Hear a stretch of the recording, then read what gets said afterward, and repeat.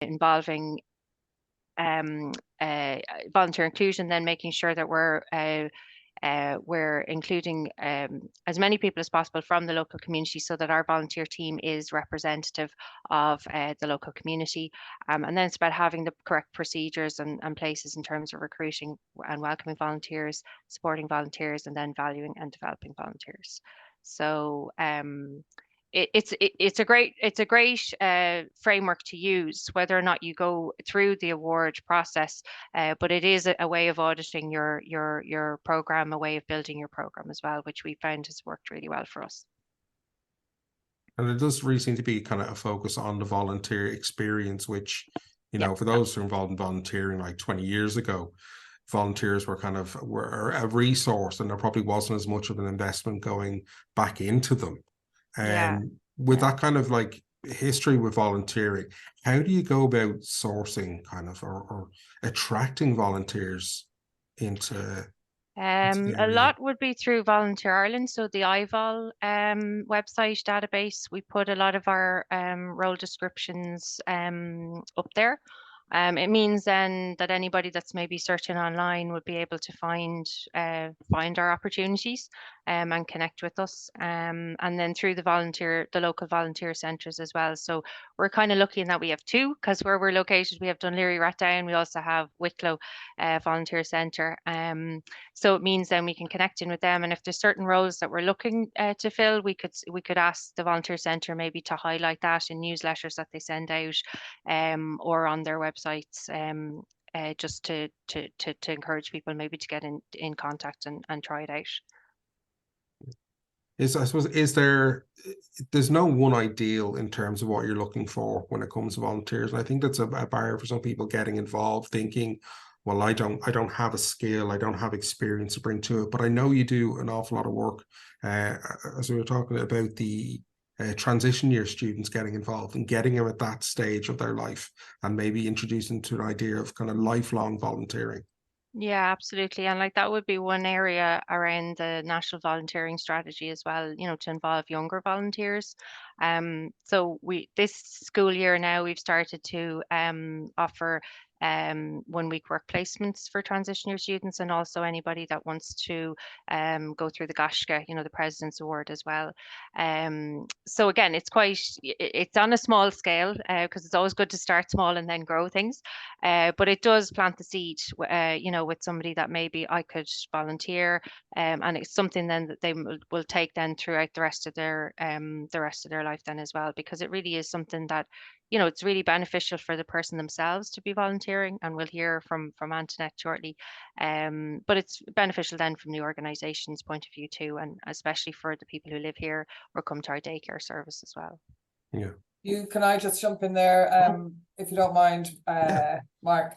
You said something. Oh, people might worry they don't have any skills, and you know, what good would I be as a volunteer? But I suppose it's up to us to have opportunities for people from all walks of life, from every background, from every skill level, to match the needs that we have as an organisation and the needs of the people that we look after, to the available volunteers and the kind of the pool of people.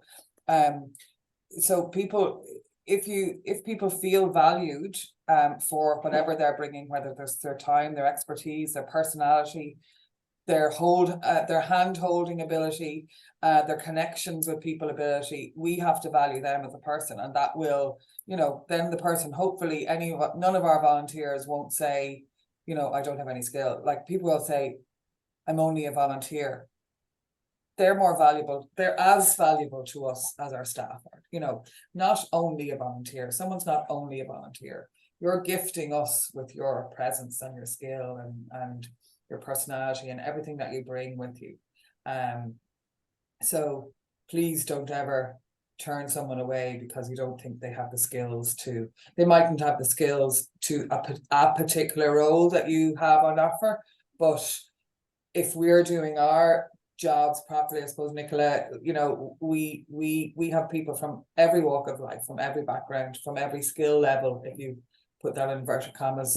Antoinette's going to talk about her skills that I'd rather pinch my eyeballs out than try and achieve the intricacy of what she does and what she's capable of. So yeah, so I just wanted to say that everyone is valuable. Yeah, and then just to add to that as well, like it's really important to get the fit right, that the person role matches there, you know. So that's why we have role descriptions for each of our roles, explaining what's, you know, what are the expectations for that role, and what the person who is coming in to volunteer with us, what they should be expecting from us in return. You know, it's a two-way street. It's really important that that's recognized, because, you know, very often that is forgotten. You know, it is really important to consider that while we're getting somebody's time and talent and skills and their commitment, it's really important that on the other hand, that they are getting something from that experience. Like Siobhán said, otherwise the motivation is not there. And the person may decide, look, I can go volunteer somewhere else, or don't want to volunteer with you, you know. So it's really important to make sure that there is a reason to, what's the motivation to be involved and to volunteer. And with you kind of aiming to have it be so diverse, and there's naturally kind of there's diversity within that. But how do you design a program when it comes to the actual like volunteer learning and the volunteer journey, given the different roles that you have? How do you design a program for the volunteers like that? I suppose like we use the investing in volunteers as a framework to put in place. So and really like what you said, it's really about the volunteers' journey through within the organization. And you know, it's important to note as well that the journey with us may end for some volunteers, but that their journey in volunteering should not end at all. You know, so sometimes maybe somebody wants to try something new or have a change, and that's really what's important around this whole the journey that the investing volunteers is set up around. So yeah, like one thing would be we would have mandatory training and that we would ask all volunteers coming into the building to complete. Again, that's just the basics. But then also have a look and see, are there specific skills that we might need to provide training for a particular role. So for example, we have a trio bike, and we can't just say off you go onto the trio bike and pedal away.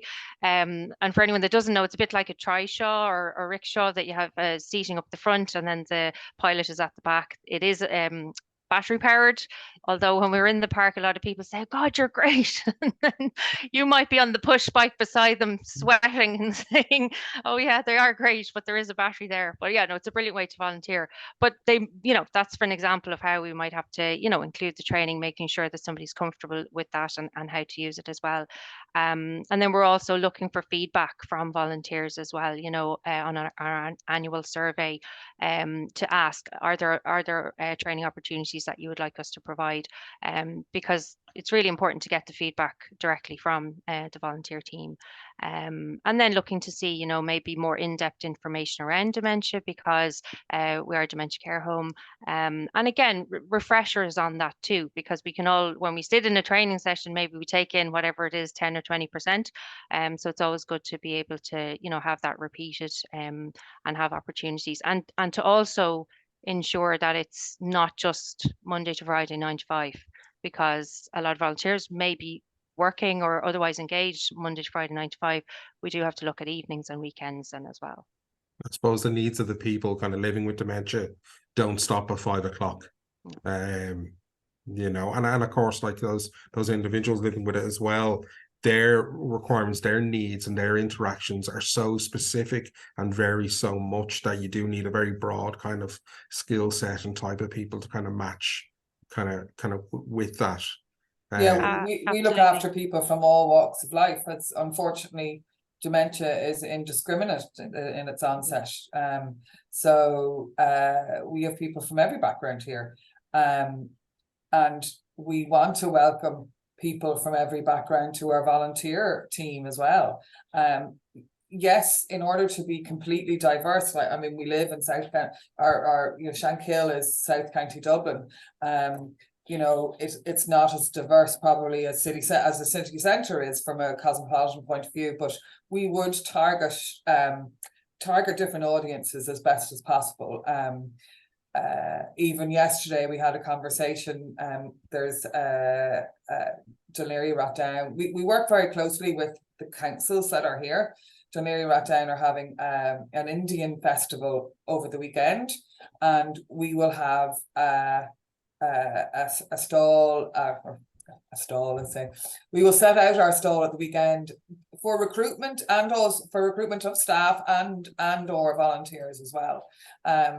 So yeah, we go to the different places where, you know, so it's not just putting a sign up outside the road, you know, to target all the neighbours that are here. We want people to bring their culture, to bring their backgrounds, to bring their beliefs here, because we have people who live here who have a diverse range of beliefs and who they are. So actively kind of being involved with the community and going out and being in community spaces is, yeah, like you said, you can't do it kind of just with a sign on the door.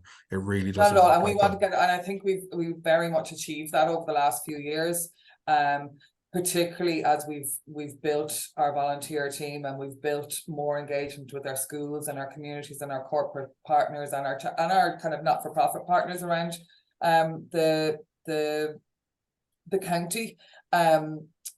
We want to link in with all those places, and it actually breaks down the kind of the stigma of going to a nursing home and you're never to be seen again. People who live in a nursing home are still living in a community, and they may not be able to participate as broadly as they did before, but we want them to feel like they're part of the community. So in order to do that, we have to advocate for those people in our community and bring them to and bring people, connect people together. So it's all about connections and relationships in every kind of space. Nicola, wouldn't you agree? Mm-hmm. Yeah. Absolutely. Yes, this was that feeling of isolation for the people living with dementia, their families and the volunteers. And I know there can be crossover between the families and the volunteers, but there's like kind of three very important kind of roles within that.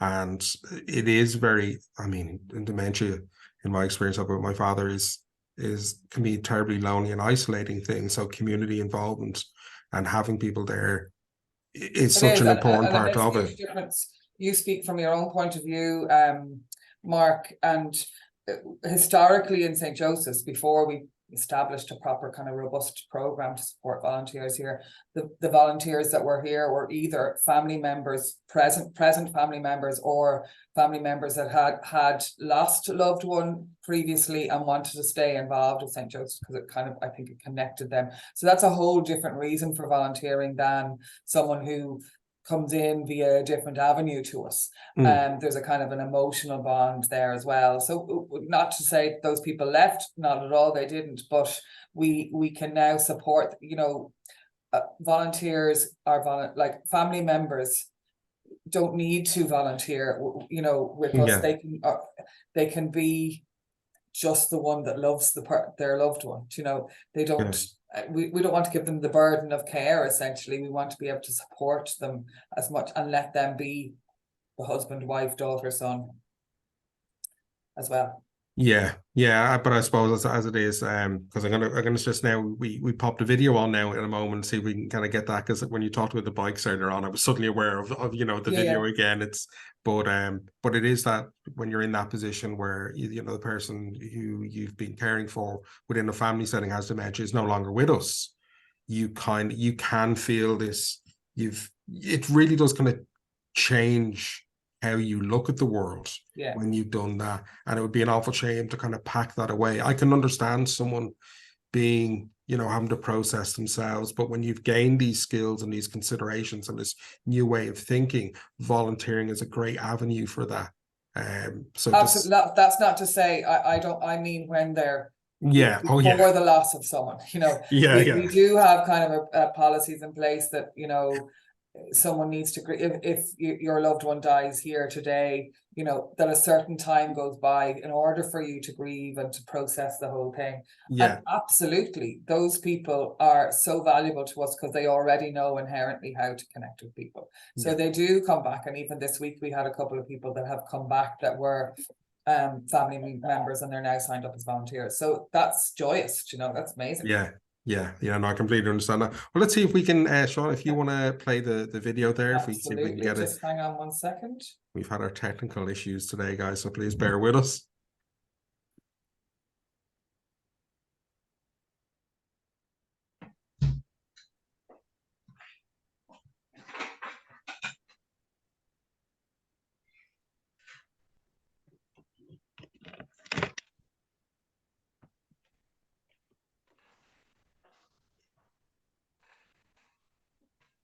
This is a short 2-minute video.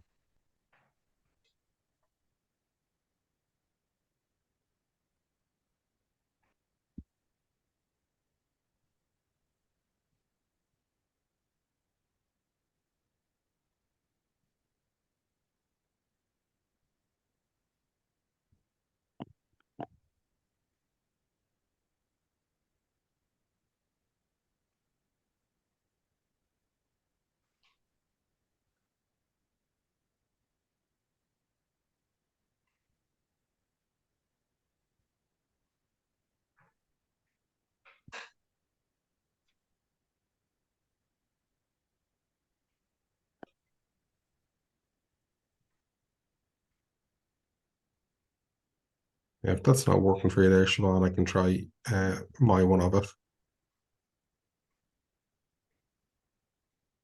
No, I think Siobhán may have frozen there.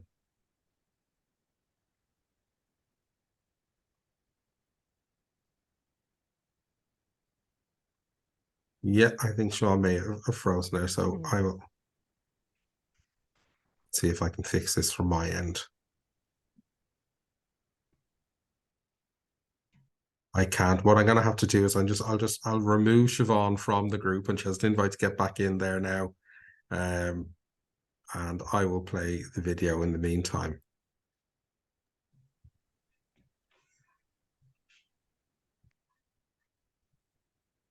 Okay, there we go. And I'm going to share my screen now, guys. So please just bear me one moment.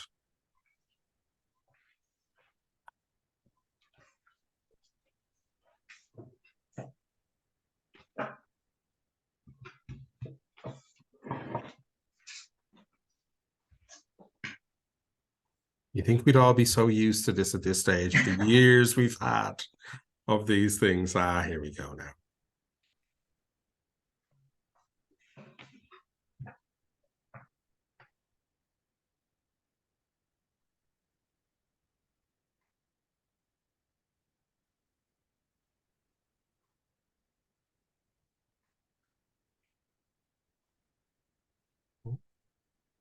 Oh, Sean, you're back there, eh?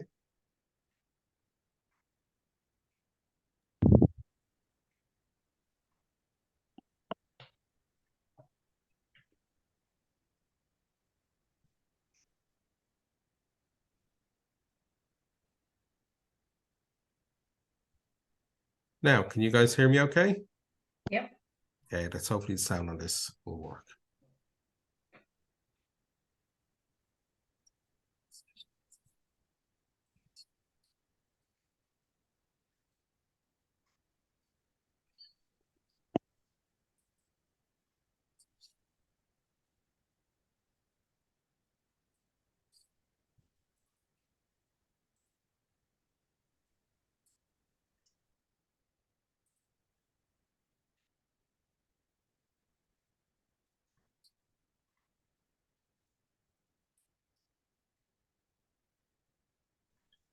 Please, I can't hear the video. I can't hear anything from the video.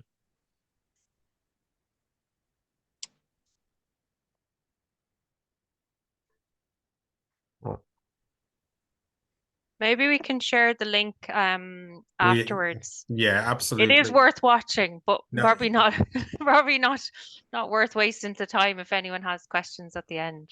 Yeah, of course. Yeah. Yeah, no, I will send an email out to everyone. I'll have the video. It's just, it makes such a difference to understanding the feel and the vibe of it. Okay, so well then to bring us back in, I'll share the video later on. We talked about kind of like the journey of the volunteer, and where we said people will step away from it at times. And I think the idea of like St. Joseph's being a good place to come from, and for people to kind of like have stepped away from it, and then the doors open for people to come back. And I suppose it's how you speak about your experience while you're there. What does it take to make volunteering sustainable? Like, So I suppose having the standards in place would be really important, making sure the training, like we'd mentioned before, that there's the opportunity for people to learn within their role. And like as Antoinette is going to share, she has done a number of different roles with us, so it's to have that flexibility as well. You know, maybe somebody starts, you know, volunteering from home, and then maybe they'll come through the door and volunteer directly with residents or in our daycare, for example. So that's important too. And then it's also around, you know, the auditing process to make sure we're doing all things correctly anyway. There are those checks anyway that are there within the nursing home setting, but it's also just for ourselves, you know, going through the investing volunteers process does make you stop and check and see, is everything going in the right way? Are there things we need to change? Is there anything else we need to be doing as well? We also established a volunteer committee when we were in the process of applying for the Investing in Volunteers award. And that was made up of staff and volunteers. And then from that, we decided to set up the volunteer committee for volunteers. So again, it was a group of volunteers becoming part of a team and having an input and a say in the decision making associated with the volunteer program, and how we can, you know, as a team, how we can improve things in terms of activities or events that we would have for residents or in our daycare then as well, or if there's anything that staff are requiring, that we can have a look and see how the volunteer team can work on that too. And I think getting feedback is really important as well. You know, every year I send out the survey and kind of hassle people to say, please complete the survey. But it's not just for the sake of going through a tick box exercise. We go through and see what everybody says. We have, like, for example, a volunteer newsletter that we send out nearly every month. And that's just to keep everybody in the loop so they know what's going on, what opportunities are coming up, any community activities, what's going on with the schools, what we're doing in terms of fundraising. So that's all there. So everyone, no matter what they're doing, whether they're coming into the building or volunteering from home, they're involved and they feel part of something bigger. And I think that's really important too. So we get feedback on what to put in that as well. So we've developed that as well. So there's a part in each butterfly where we have about dementia, and we'll put an article in around dementia, just to highlight a particular thing that might help volunteers then in terms of, like, when they're volunteering, to know a little bit more about dementia or how to interact with somebody in a better way, or communication tips and skills and things like that. So I think really all of that is having the frameworks there, making sure we're following that, checking in ourselves, but then being audited from outside as well, and getting the feedback from the volunteer team. I think that's what allows it to be sustainable. Yeah, but that really, and it brings up a few things that I want to talk about later on. But as we're saying there about kind of giving the volunteers a seat at the table, including them in the decision-making, design of policy and stuff like that, I think it's time that we hear from a volunteer themselves. Antoinette, hello, and thank you very much for being here. Delighted to be here, and thank you very much for the invitation and for the nomination, Nicola and Siobhán. And yeah, you know, for me, the volunteering with St. Joseph's has been, I could safely say, life-changing, and it's very rewarding. Yeah. Yeah. Well, I was wondering, like, so first, as I said, we talked about attracting people to volunteering. Yeah. So I suppose my question to you would be, like, there generally can be quite personal reasons as well, but what motivated you to get involved? What was the beginning of your volunteering journey? Well, I know it might sound like a cliche at the moment, but COVID took over, and am I allowed to mention the big C word? Oh. But anyway, COVID happened. And previously in my working career, I've worked in tourism. And most recently, I had worked as a tour guide, so traveling around the country, bringing people everywhere. And of course, now COVID happened, we're all in lockdown, we're not allowed to travel more than 2 kilometres from home and all the rest. So one job after another got cancelled. And of course, we were all told 2 weeks, stay at home. And then that extended into the 6 weeks. And when the 6 weeks came, I said to myself, oh my God, I can't just sit here. Well, it's not that I was just sitting here. I had a lovely garden that I could tend to and lots of things to do around the house, but I felt maybe there's more that I can do. I didn't know what it would be. And of course, there were call outs for volunteers and for people of different works, from different parts of life, sort of try and lend a helping hand. And I put my name down for the volunteering, and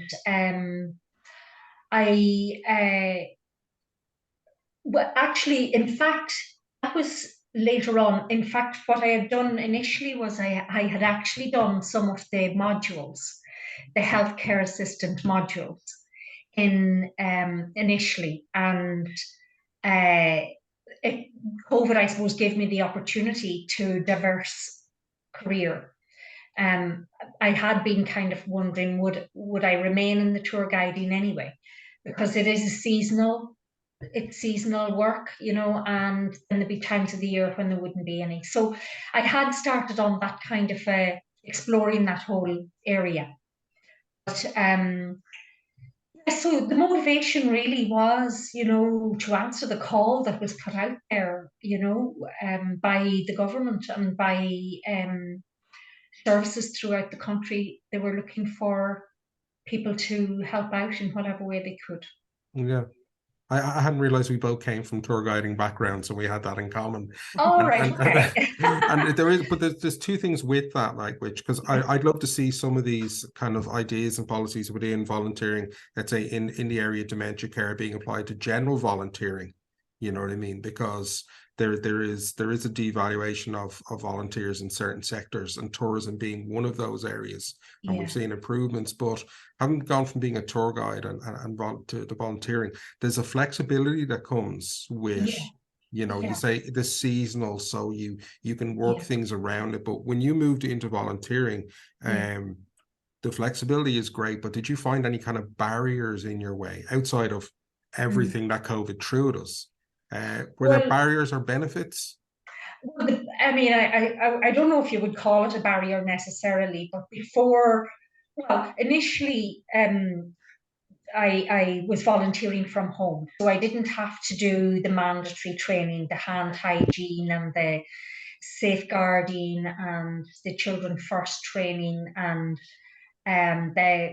later manual handling or whatever, the vetting and that. So those would be things that would hold you back for a couple of weeks. The momentum might be there in the beginning, and then you have to, do these various trainings. And while it says, oh, it's only 2 hours online, that's a challenge as well, getting yourself online, doing it at home. You don't know are you doing it right? Are you going to be able to answer all the questions at the end so that you pass the test or whatever?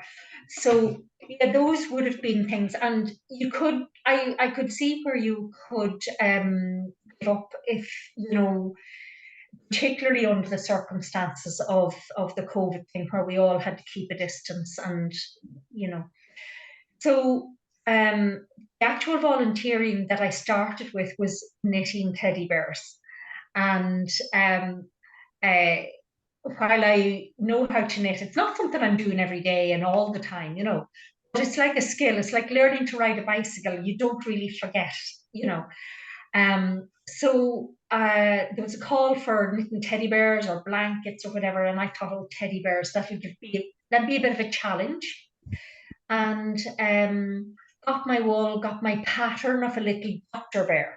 So a simple little bear, with the little mask that it was wearing was the thing that really stood out. I see Joseph doesn't have his mask on him today. No, but we're no mandatory mask wearing. Oh, look, we've got another. Oh, there's something else, yeah.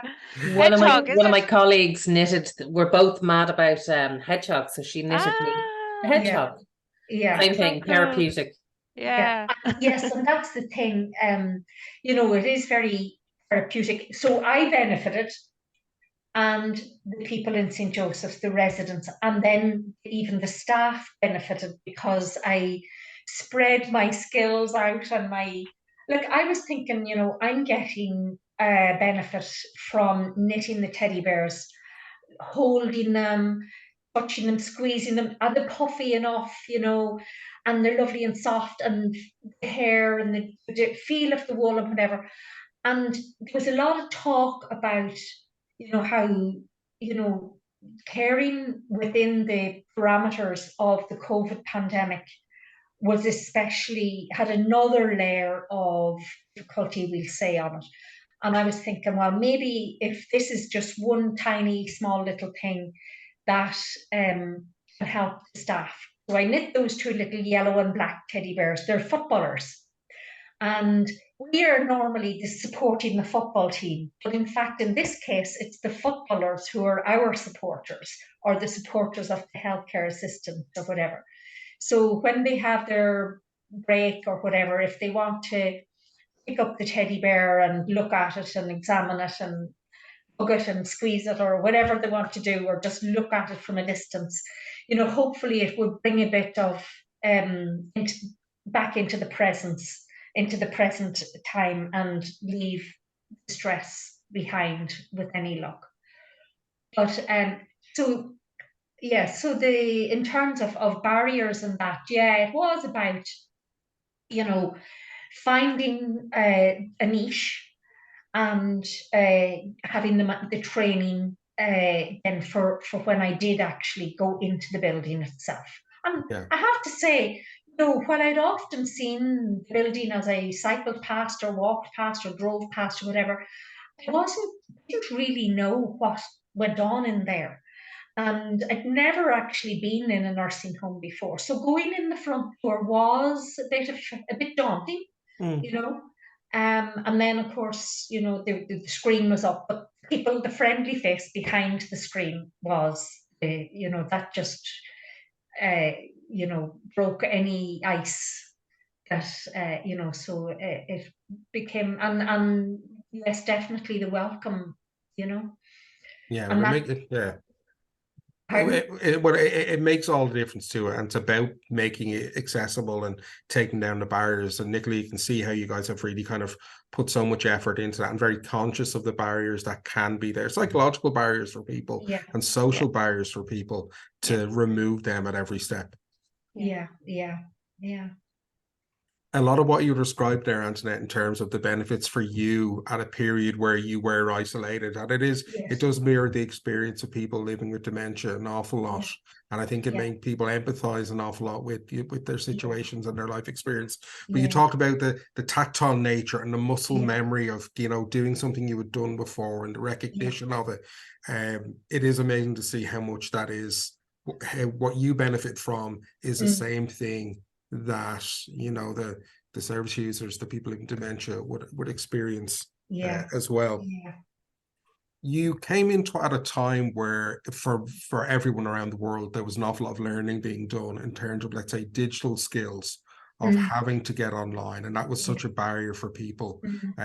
So many issues kind of like were in place, and people were learning. Coming from that period of learning into learning about volunteering, did you find it a kind of natural step because you were already shifted kind of into that mentality? Well, in terms of the technology, like I had only recently, within, you know, only 10 years ago or so, I had done my degree. So, you know, I had you know, used the computers and done all of that. And then for the tour guiding, I had to do a certain amount of training, and, you know, so technology wasn't necessarily a very big barrier or a very big challenge or whatever. In the modules, you know, having to make sure you completed them and got them right and got them in on time, and, you know, that type of thing. And sorry, the other part of your question again. Well, it was just really about kind of like how you'd gotten into this kind of way of thinking where it was progressive, continual learning. So because I had worked with people before as well, and all my working career, I felt, well, you know, I'm still going to be working with people. And another thing, friends of mine had told me over the years that, well, for example, a friend whose father had Parkinson's and was in a nursing home and whatever. But before he went into the nursing home, I would go out and visit. And she was saying to me, you're very good with older people. And I hadn't really thought of that, but I suppose, now when I reflect on it, I think that a lot of the people that I would have worked with, even in the tourism industry, a lot of them would have been retired people, who are sort of now having the opportunity to travel. So being attentive to the needs of the person was something that was kind of innate there, something that I could recognize fairly easily. And how to, put them, I suppose, to the center of, even as an individual, so that they would feel that they're noticed and that they're cared for and whatever. That transition from one career into another career was a seamlessness there. And supported by the program, I imagine. And absolutely supported by the program. And I think, to be honest, I think I do thrive when there are guidelines and parameters in place. Yeah. Where I know where I stand. And I do find that with this program, as Nicola outlined, about how keeping it sustainable, with the training that has to be done and that's kept up to date. And, in fact, when I actually became a member of the volunteer committee, so I could see from the background as well, the policy that we were going through that and all of the policy for volunteering. So seeing things from the background as well, from how it worked, the cogs and wheels that are going on behind what we are doing out in front. So that all, I do find that very motivating for me.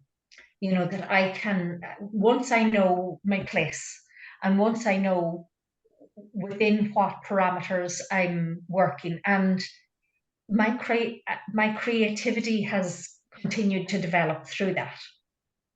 Yeah, and I suppose it's again having that open kind of communication where you're not kind of like left to doing the role.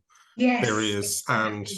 and the support of other volunteers. Nicola, I hate using words like capacity in such human kind of situations, but with regards to like from daycare to residents and the number of volunteers, like how big a community is it with yourselves? And I suppose, how do you feel being part of the broader volunteer community within St. Joseph's?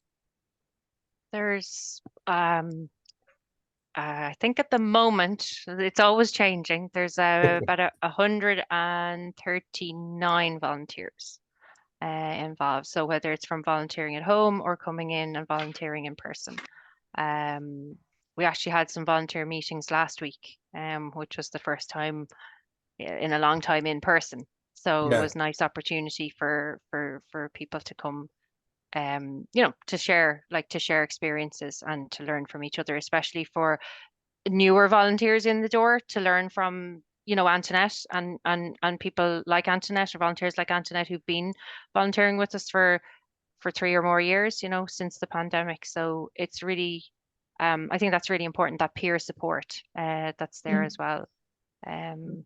It's a big part of sustainability as well, to feel, and I think having gone through the last few years, to feel like you're part of a community is something that does really maintain. Sorry, I'm being quite sneaky here and trying to also plug in my laptop while having this conversation.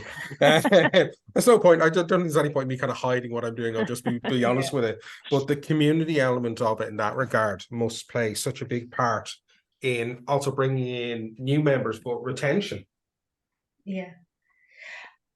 In terms of being involved in the community as well, I've met so many more people. Initially, of course, during COVID, we were only meeting on Zoom, and that was great in a way, but in another way, you didn't have,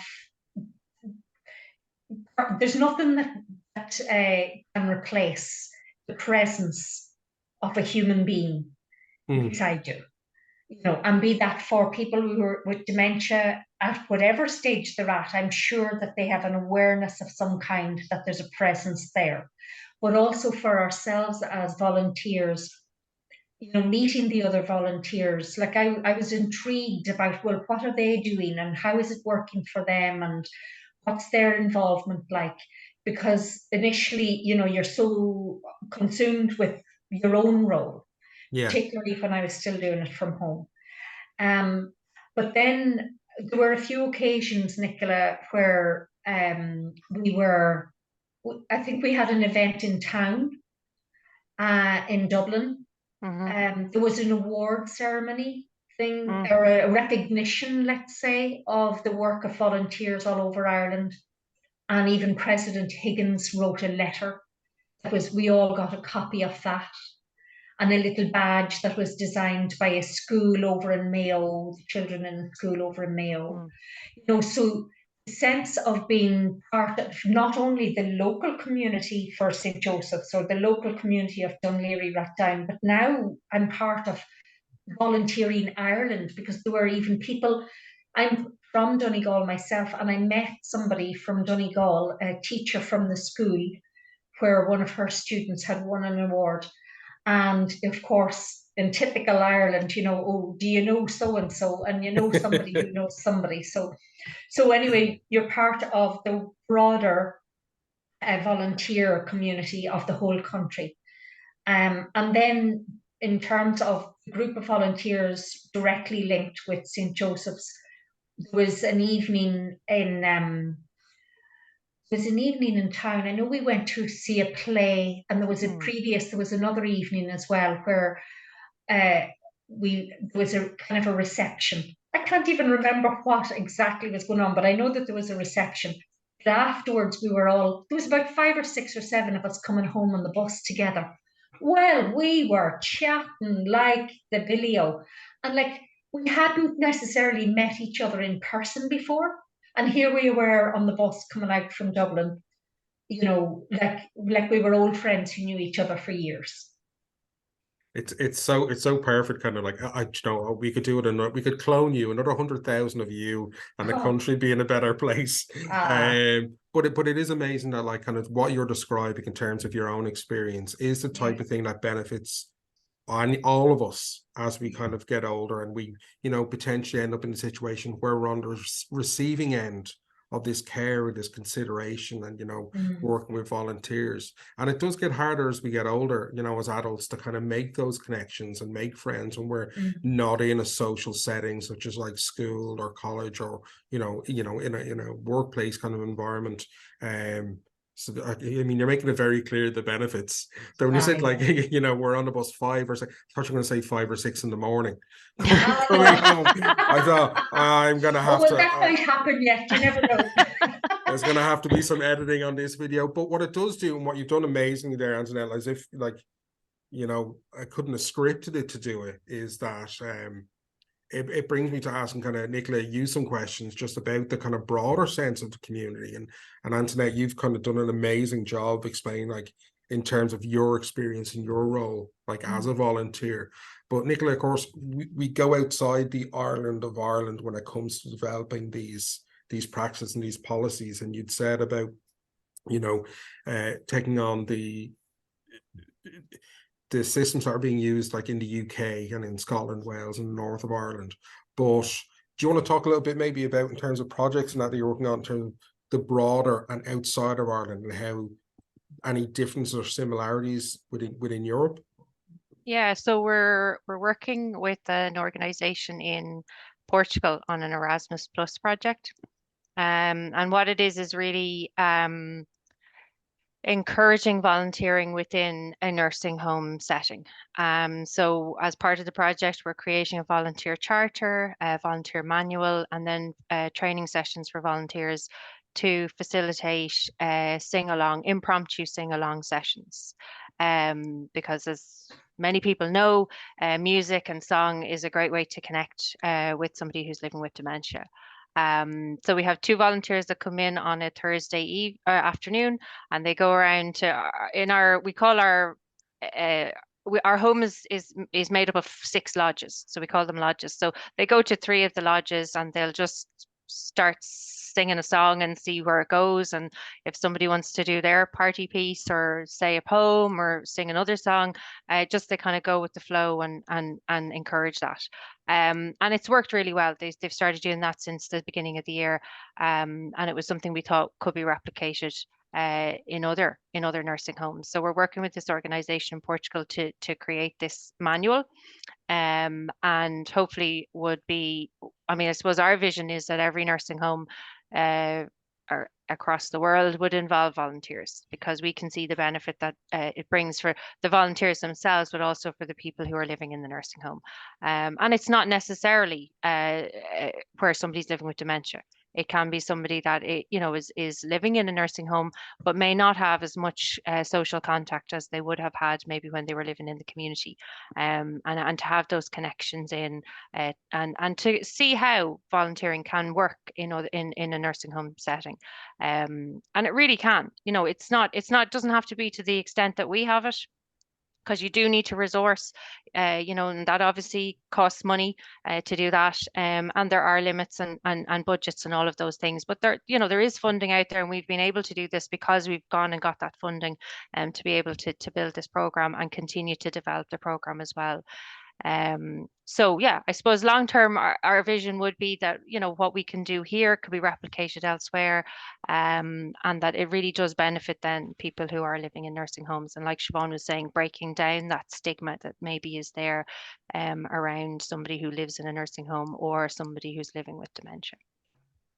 Yeah, I suppose I'm coming at it, I suppose, semi from the funding side of things, obviously being a national agency for EPALE and Lergus, of course, looking after the Erasmus Plus programs for everything from vet, voluntary and educational training, adult education, schools, and now sports as of this year. So I suppose if anyone has any questions around funding opportunities or mobility in the European context of like taking learning journeys and job shadowing into Europe, my colleagues, you just reach out to me and I could put you in touch with colleagues who can do that. But in terms of like, there's a very Irish approach to how we do things, you know what I mean? And I think there's a thing about being on the island of Ireland gives a level of permission for people to behave in a similar way. But have you seen any particular similarities or contrasts to your Portuguese partners with how they approach things? I think we're pretty much on the same page, which is great. So we would use a lot of the same training. We've had those discussions online, and it's really good collaborative project that we're listening to each other, and we're editing that manual to make it as good as it can be. So yeah, there's a lot of similarities there. We're using a lot of the same, in terms of training, in terms of providing that training around supporting somebody who's living with dementia, how to connect, how to engage. So yeah, there's a lot of similarities there. Yeah. It must be quite encouraging, kind of like when you go and see it, because I mean, we do naturally, there's like physical barriers between Ireland and Europe, and given that we're off out to the west, there's the water between us, and it can be hard for Irish communities to get involved in a European context. I say all the funding, all the programs are there to do it, but there is that thing of like, well, people tend to focus on the differences, but in terms of the human experience that we have with things with like living with dementia and volunteering and human engagement, and I think that, not to say there was a silver lining to COVID, and tonight I've no issue using the word COVID. I know you're kind of like, are we allowed to say it? But it did kind of highlight the need for human engagement, and it was a global shared experience, which really kind of highlighted how there's not that much difference between us all. So it is nice to kind of see Ireland being involved in such important projects that will, it's not a niche area. It's going to affect people, whether it's yourself or someone within your own kind of unit, that's going to have that impact on. I asked you already, but I asked in context of the room, will the bears be traveling with you when you're traveling to kind of meet with your partners? We've had that discussion, so Antoinette's going to have to knit the passports and the Oh. and the suitcases. But yeah, we should. I would definitely bring the bears. Yeah. Well, guys, what I'm going to do now is kind of change it slightly. I'm going to stop kind of the recording on it here now. And the reason for that is I'm going to open up for everyone to turn on the cameras, unmute themselves, and whether you want to ask directly, put a hand up, or whether you want to ask in the chat. But if you've any questions for the guys, for Antoinette as a volunteer, Nicola for their wealth of experience, or me in regards to how to get involved in these projects, I have